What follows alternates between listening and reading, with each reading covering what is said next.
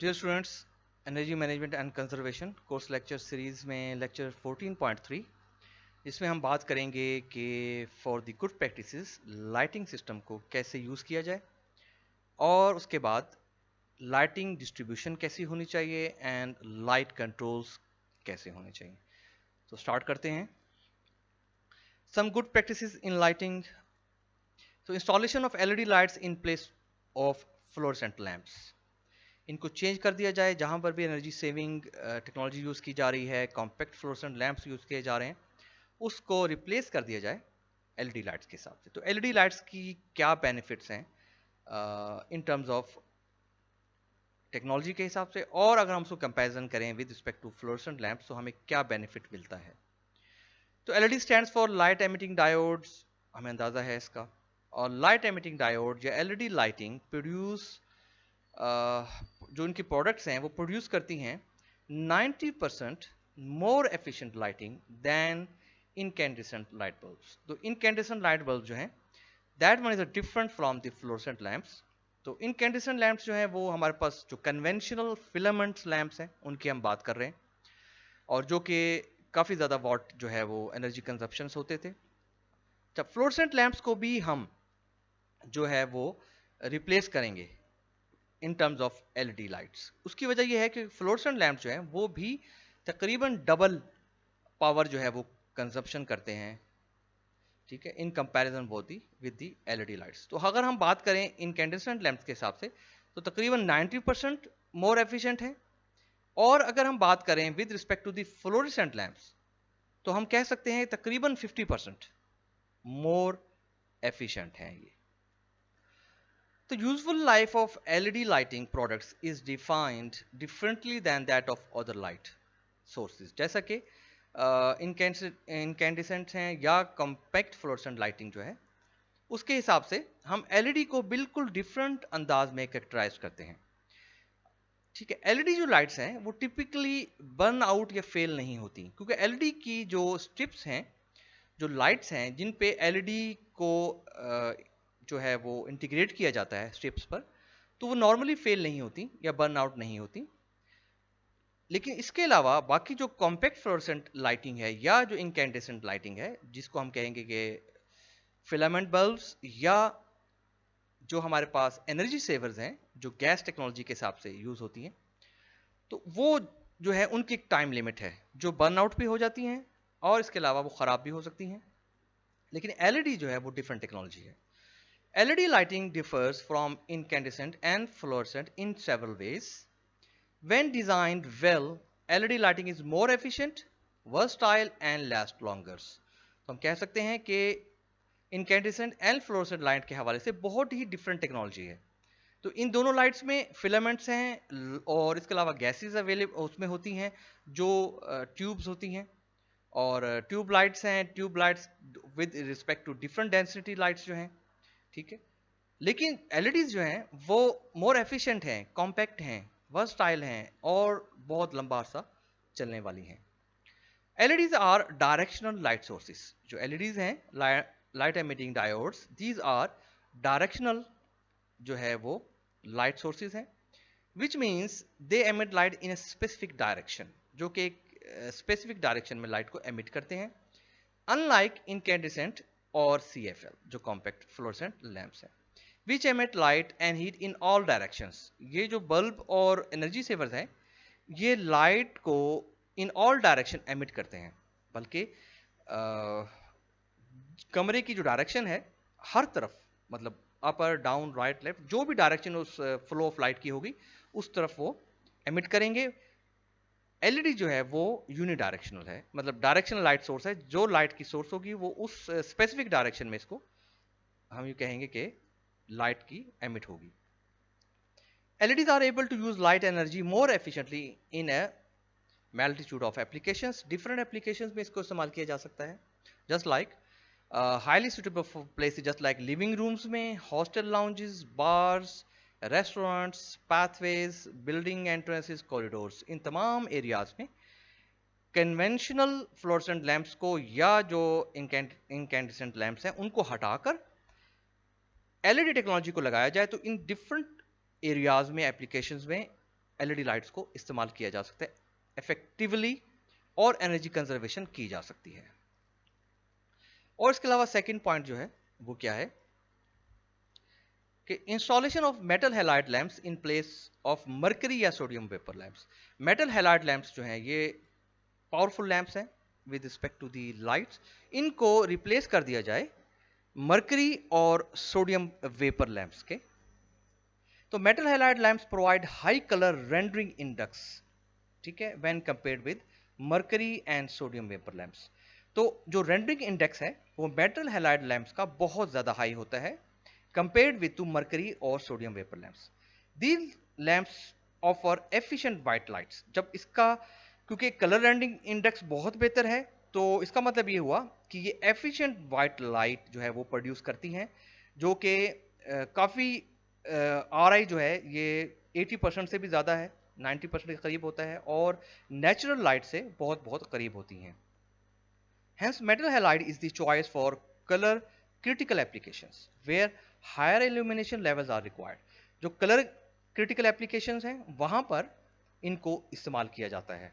These lamps are highly suitable for applications such as assembly line में, inspection areas, painting shops। हम देख रहे हैं कि ये वो एरियाज हैं जहां पर कलर्स की जो क्रिटिकल एप्लीकेशन है वो बहुत इंपॉर्टेंट है और कलर्स रिलेटेड जो काम है वो बहुत ज़्यादा होता है और उनकी इंस्पेक्शन की जाती है बाद में।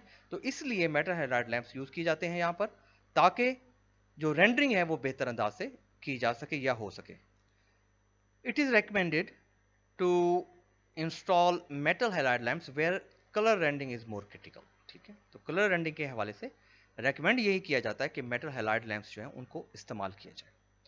So installation of high pressure sodium vapor lamps for application where color rendering is not critical। तो high pressure sodium vapour lamps वहां यूज किए जाएंगे जहां पर कलर रेंडरिंग की जो है वो रिक्वायरमेंट नहीं है। तो colour rendering property of HPC is very low. High pressure sodium vapour की कलर रेंडरिंग जो है वो लो है। So it is recommended to install these lamps for the application such as street lighting, yard lighting, उनमें high pressure sodium vapour lights को जो है वो इस्तेमाल किया जा सकता है। और इसके अलावा एलईडी पैनल इंडिकेटर्स जो हैं वो यूज किए जा सकते हैं with respect to the panels जो हैं वो उनमें। So installation of LED panel indicators lamps in place of filament lamps. तो panel indicator lamps are widely used in industries for monitoring, fault indication, signalling के लिए जो पैनल्स लाइट हैं उनको यूज किया जाता है। तो conventionally filament lamps are use for the purpose which has got the following disadvantages. तो हाई एनर्जी कंजप्शन होते हैं जो कि 15 वॉट पर लैंप जो है वो यूज करता है। Failure of lamps is high, तो जो फेलियर्स है लैंप्स का वो हाई है। सो operating life less than 1000 hours, जिनके जो कि यूज किए जाते हैं कन्वेंशनल जो फिलामेंट लैंप्स हैं उनका जो ऑपरेशन लाइफ है that is maximum of 1000 hours. Very sensitive to the voltage fluctuations, तो वोल्टेज फ्लक्चुएशन जो है अगर वो हो रही हैं तो बहुत ज़्यादा सेंसिटिव हैं। Recently the conventional filament lamps are being replaced with the LED diodes या लाइट एमिटिंग डायोड्स लैंप्स। तो उनके क्या फ़ायदे हैं? तो LEDs have the following merits over the filament lamps.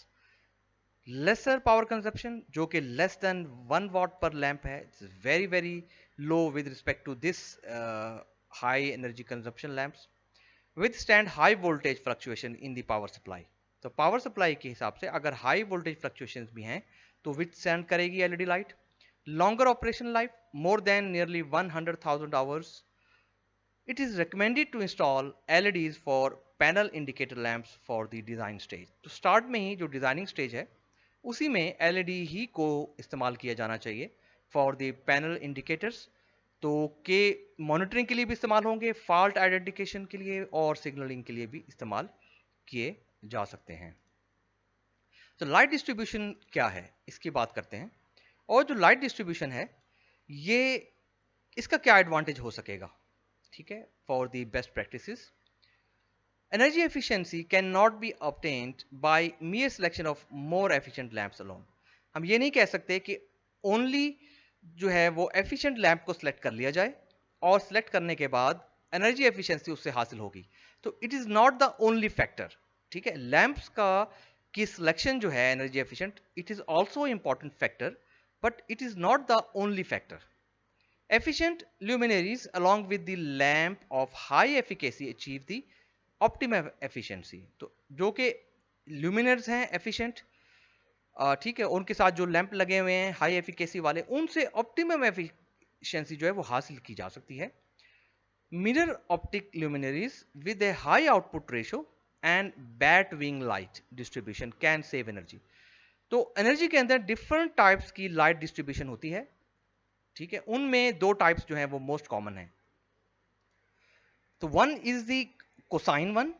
एक कोसाइन जो है वो लाइट डिस्ट्रीब्यूशन होती है और दूसरी बैटविंग लाइट डिस्ट्रीब्यूशन. तो ये दोनों जो हैं वो डिस्ट्रीब्यूशन में इस्तेमाल होती हैं, लेकिन बैटविंग जो है वो ज़्यादा बेहतर है और एनर्जी को सेव कर सकता है. तो I am not going to explain the batwing light distribution. So if you students want to study this, you can go to internet and you can find the distribution of these two types, cosine and batwing.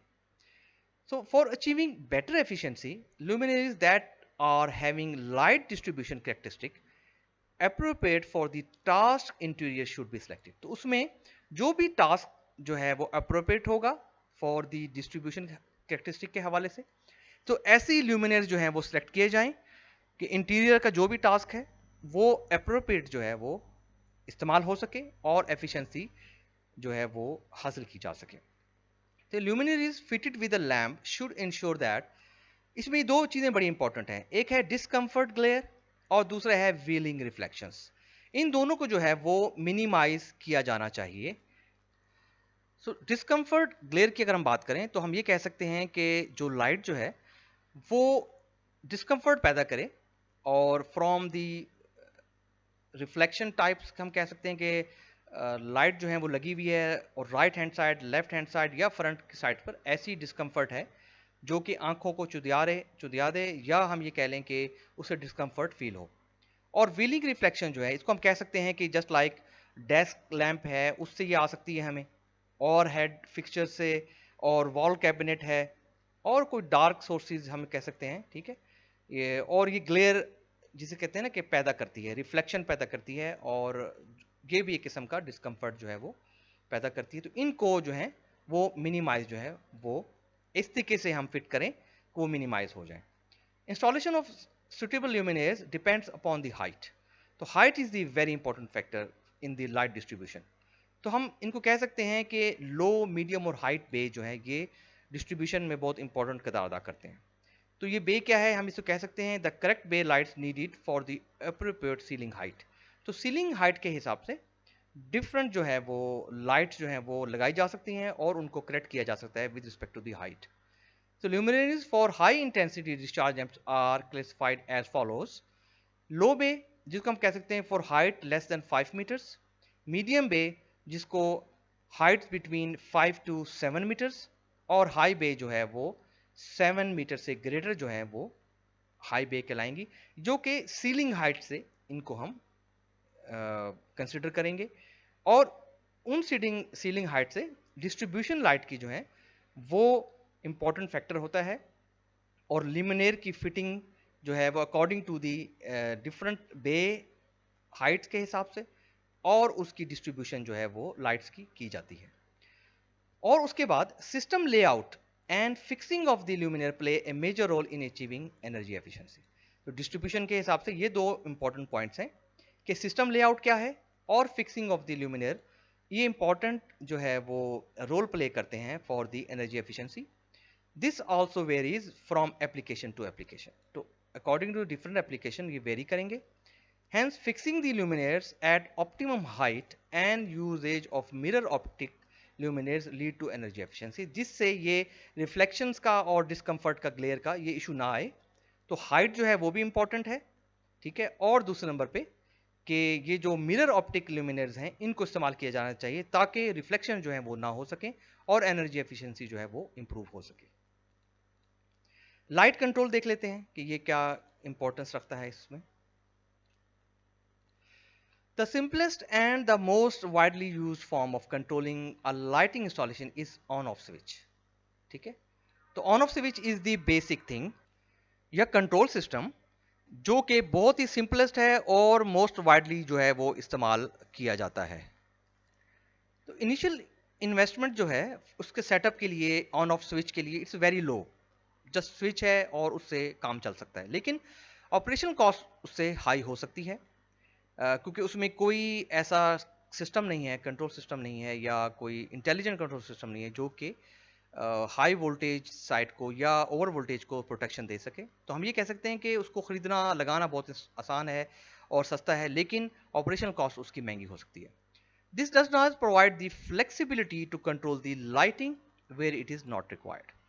So hence a flexible lighting system has to be provided which will offer switch off or reduction in lighting level when not needed। तो हमें ऐसा कुछ system जो है वो install करना चाहिए कि जो ऑटोमेटिकली रिडक्शन कर दे लाइट की लेवल को जब जरूरत नहीं है लाइट के लेवल को, या जो है स्विच ऑफ ऑटोमेटिकली कर सके जब रिक्वायर्ड हो।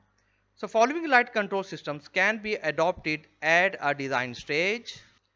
Grouping of lighting system to provide greater flexibility in lighting control। तो grouping in lighting system which can be control manually या टाइमर कंट्रोल। तो ग्रुपिंग से फायदा ये होगा कि डिफरेंट पोर्शंस पे या डिफरेंट सेक्शंस पे ग्रुप बनाकर लाइटिंग को कंट्रोल किया जा सकता है। Installation of micro processor based controller, these are the most sophisticated controllers with respect to the on off या grouping of lighting. So modern method is used to microprocessor या microcontroller just like today's Arduino based microcontroller, ठीक है, use किए जा सकते हैं। Infrared control dimming और switching circuit use किए जा सकते हैं जो लेटेस्ट टेक्नोलॉजी के हिसाब से मॉडर्न है। The lighting control can be obtain by using logic units located in the ceiling which can take pre-programmable commands and activate specified lighting circuits। तो जहां जहां जिसको जरूरत है और अकॉर्डिंग टू द नीड जो है वो स्पेसिफिक लाइटिंग सर्किट्स को ट्रिगर करेगी, ऑन किया जा सकता है और इस्तेमाल किया जा सकता है। Advanced lighting control system uses movement detectors और लाइटिंग सेंसर्स। तो ये जो जिसके बारे में भी स्टार्ट में भी हमने बात की कि मूवमेंट डिटेक्टर्स या मोशन डिटेक्टर और लाइटिंग सेंसर्स प्लस इसके अलावा मोशन सेंसर भी इस्तेमाल किए जा सकते हैं to feed signals to the controllers, ताकि कंट्रोलर जो है उसको मैनिपुलेट करे अकॉर्डिंगली और लाइटिंग्स को कंट्रोल कर सके। उसके अलावा optimum usage of day lighting, it is a very important factor कि अगर डे लाइट को ऑप्टिमम जो है वो इस्तेमाल किया जाए तो काफ़ी ज़्यादा एनर्जी सेविंग की जा सकती है, कंजर्वेशन हो सकती है। When ever the orientation of building permits day lighting can be use in combination with electric lighting. अगर ओरिएंटेशन इस टाइप की है बिल्डिंग की, यूनिट की, कि वहाँ पर डे लाइट को ऑप्टिमम इस्तेमाल किया जा सकता है, तो डे लाइट को जो है कॉम्बिनेशन विद इलेक्ट्रिकल लाइटिंग जो है वो इस्तेमाल किया जा सकता है। तो this should not introduce glare और severe imbalance of brightness in visual environment, क्योंकि नेचुरल लाइट है तो नेचुरल लाइट का ये फायदा है कि ये रिफ्लेक्शन, ग्लेयर और इम्बैलेंसिंग जो है वो प्रोड्यूस नहीं करेगी इन्वायरमेंट में। Usages of day lighting in office या air conditioning hall will have to be very limited, ठीक है, because the air conditioning load will increase the account of the increased solar heat dissipation in the area. In many cases, a switching method to enable reduction of electric light in the window zones during certain hours has to be designed। जहाँ पर air conditioning area है वहाँ पर जो है वो day light को जो है वो कम से कम इस्तेमाल किया जाए, क्योंकि वो हीट डेसिपेशन जो है वो सोलर की वो एरिया को उसकी जो यूं कह लें कि एयर कंडीशनिंग लोड को बढ़ा देगी और जो सोलर हीट डेसिपेशन है वो एरिया में बढ़ जाएगी। Installation of exclusive transformer for lighting. So exclusive transformer for lighting जो है वो इस्तेमाल किया जा सकता है exclusive. In most of the industries lighting load varies between 2 to 10%। तो लाइटिंग लोड जो है वो वेरी करता है 2 to 10%। So most of the problems faced by the lighting equipment and the gears is due to the voltage fluctuations। और voltage fluctuation mostly जो है वो अंदाजा है कि ट्रांसफार्मर की वजह से होते हैं, और गियर्स जो हैं वो भी उससे मुतासिर हो सकते हैं, और lighting equipment just like electronic circuits जो हैं वो भी उससे डिस्टर्ब हो सकते हैं। So lighting equipment has to be isolated from the power feeders. तो पावर फीडर्स जहाँ से लाइट जो है या जो ग्रिड स्टेशन से आ रही है, जो इलेक्ट्रिसिटी आ रही है, उसको अगर आइसोलेट कर दिया जाए लाइटिंग इक्विपमेंट को, ठीक है, पावर फीडर से, तो this provides a better voltage regulation for the lighting. तो लाइटिंग की जो बेटर रेगुलेशन है वो हो सकेगी वोल्टेज के हवाले से। This will reduce the voltage related problems which in terms increase the efficiency of the lighting system. तो ये जो वोल्टेज रेगुलेशन वाला इशू है वो काफी हद तक खत्म हो जाएगा और उससे फायदा ये होगा कि लाइटिंग सिस्टम जो है वो बेहतर एफिशिएंसी जो है वो इन टर्न प्रोड्यूस कर सकेगा और इंक्रीज कर सकेगा।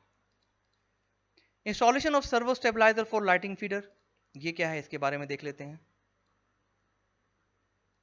Whenever installation of exclusive transformer for lighting is not economical, अगर हम ये कह रहे हैं कि एक्सक्लूसिव ट्रांसफार्मर की जो टेक्निक है लाइटिंग की अगर वो इकोनॉमिकल नहीं है तो क्या करें, servo stabiliser can be install for the lighting feeders. This will provide stabilise voltage for the lighting equipment. ये प्रोवाइड करेंगे जो वोल्टेज हैं वो स्टेबलाइज हो जाएंगे, स्टेबलाइजर जो है वो इस्तेमाल किया जा सकेगा और उससे स्टेबलाइज वोल्टेज मिलेंगे लाइटिंग इक्विपमेंट को। The performance of gears just like chokes ballast will also improve due to the stabilised voltage. तो जब वोल्टेज स्टेबलाइज हो जाएंगे तो परफॉर्मेंस चोक्स और बैलास्ट की भी बेहतर हो जाएगी। This setup also provides the option to optimise the voltage level fed to the lighting feeder. तो इससे जो है वो ऑप्टिमाइज किया जा सकता है वोल्टेज लेवल को जो कि लाइटिंग फीडर को फेड किया जा रहा है। In many plants during the non peak hours the voltage level are on the higher side. ठीक है, तो नॉन पीकिंग आवर्स में वोल्टेज लेवल जो है वो हायर साइड पे होते हैं। तो this period voltage can be optimised without any significant drop in the illumination level या लक्स लेवल। अच्छा, इसके अलावा installation of high frequency electronic ballast in place of convention ballast. High frequency 28 to 32 kHz electronic blast have the following advantages over the traditional magnetic blast. Energy saving up to 35% achieve हो सकती है। Less heat dissipation जो है वो जो है होगी, which reduces the air conditioning load, improved power factor, operate in low voltage load, less in weight and increases the life of lamp। तो ये तमाम एफिशिएंसीज जो हैं वो हासिल की जा सकती हैं with the installation of the electronic ballast जो कि हाई फ्रीक्वेंसी है। The advantage of high frequency electronic ballast outweigh the initial investment जो कि हायर होगी, ठीक है, हायर कॉस्ट होगी when compared with the conventional ballast. ठीक है, लेकिन उसके जो फायदे हैं वो बहुत ज्यादा हैं। In the past the failure rate of electronic ballast in industries was high. So recently, many manufacturers have improved the design of the ballast, leading to drastic improvement in their reliability. तो अब क्या है, manufacturers जो है उसने improve किया है design को बलास्ट के, जो कि लीड कर रहा है improvement in terms of the reliability. The life of the electronic blast is high specially when used in the lighting circuit fitted with a automatic voltage stabilizer, जहां पर ऑटोमेटिकली वोल्टेज स्टेबलाइजर होगा जो voltage को stabilise करेगा और lighting circuit को नुकसान नहीं पहुंचाएगा, बर्नआउट नहीं होने देगा और वहां पर इलेक्ट्रॉनिक ब्लास्ट जो है उनकी डिमांड भी बेहतर है और उनकी एफिशिएंसी भी वहां पर बेहतर है। तो लाइट कंट्रोल के हवाले से फाइनल टेबल देख लेते हैं, after that conclude the lecture. The table gives the type of luminaire, gear and controls used in different area of industry with respect to the controls। तो हम देख सकते हैं कि टाइप ऑफ ल्यूमिनेयर, ठीक है, लोकेशन क्या है उनकी, उनका सोर्स क्या है, ल्यूमिनेयर्स किस टाइप के हैं, गियर किस टाइप का लगा हुआ है और कंट्रोल्स क्या हैं उनके। तो अगर हम बात करें प्लांट की तो प्लांट पे हम देख सकते हैं कि HID और FTL। HID मतलब हाई इंटेंसिटी डिस्चार्ज लैंप्स लगे हुए होंगे और FTL जो है फ्लोरेसेंट टेक्नोलॉजी वाले लैंप्स जो हैं वो लगे हुए होंगे या फ्लोरेसेंट ट्यूब लैंप्स। और इनकी जो ल्यूमिनेयर हैं वो किस तरीके से इंस्टॉल हो सकेंगे, इंडस्ट्रियल रेल रिफ्लेक्टर्स, हाई बे, मीडियम बे, लो बे, तमाम जगह इस्तेमाल किए जा सकते हैं तमाम हवाले से। गियर्स इनके क्या हैं, कन्वेंशनल भी हो सकते हैं, लो लॉस इलेक्ट्रॉनिक ब्लास्ट भी हो सकते हैं। कंट्रोल्स इसके मैनुअल इलेक्ट्रॉनिक दोनों इस्तेमाल किए जा सकते हैं।